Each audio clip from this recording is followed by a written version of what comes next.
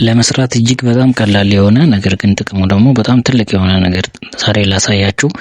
እንደምትመለከቱት እዚህ ኤክሴላችን ላይ ዳታ አለን። ይሄ ዳታ ምንድነው? ፕሮዳክት ካታጎሪዎች አሉ። እነዛ ፕሮዳክቶች አፕል፣ ሳምሰንግ እና ቴክኖ ምናምን የሚሉ ናቸው።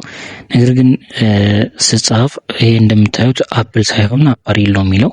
ስለዚህ ትክክል አይደል? ትክክለኛው እኛ የምንፈልገው ኔም ስላልሆነ ወይም ደግሞ እኛ የምንፈልገው ስም ስላልሆነ ወደ አፕል መቀየር እንፈልጋለን። ይሄኛውን ለማድረግ እንደዚህ እያንዳንዱን እየከፈትን አፕል ያልን የምንሄድ ከሆነ በጣም ጊዜ ይፈጅብናል። ሁለተኛ ደግሞ አድካሚ ነው የሚሆነው። በተለይ ደግሞ ዳታ በጣም ብዙ ሲሆን በጣም አድካሚ ነው የሚሆነው። እኛውን በቀላሉ እንዴት ማስተካከል እንደምንችል ዛሬ ያሳያችኋለሁ። ይሄኛውን ለማድረግ ወደ ኤክሴላችን ወይም ደግሞ ወደ ዳታችን ከገባን በኋላ ማስተካከል ወደ ፈለግነው ቦታ ከሄድን በኋላ ኮንትሮል ሺፍት ዳውን አሮ እናደርጋለን። ዳታችን በዚህ መልኩ ሴሌክት ካደረግን በኋላ ኮንትሮል ኤችን እንነካለን። ኮንትሮል ኤችን ከነካን በኋላ በዚህ መልኩ ይመጣልናል ማለት ነው።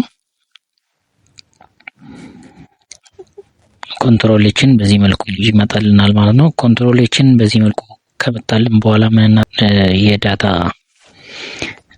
ጽሁፍ እንጽፋለን ማለት ነው። ለምሳሌ አፓሪል ይላል። አፓሪልን የሚለውን እዚህ ጋር እንጽፋለን። ከዛ በኋላ ደግሞ በትክክል ሪፕሌስ እንዲያደርግልን የፈለግነውን ደግሞ በትክክል እንጽፋለን ማለት ነው። ለምሳሌ አፕል እንዲል ከፈለግን አፕል ብለን እንጽፋለን። አፕል ብለን ከጻፍነው በኋላ ሪፕሌስ ኦል እንላለን። እንደምታዩት እዚህ ጋር አራቱን አስተካክለናል ወይም ደግሞ አራቱን በትክክል ጽፈናል ነው የሚለው። በዚህ መልኩ በቀላሉ ማድረግ ትችላላችሁ። ቴንክ ዩ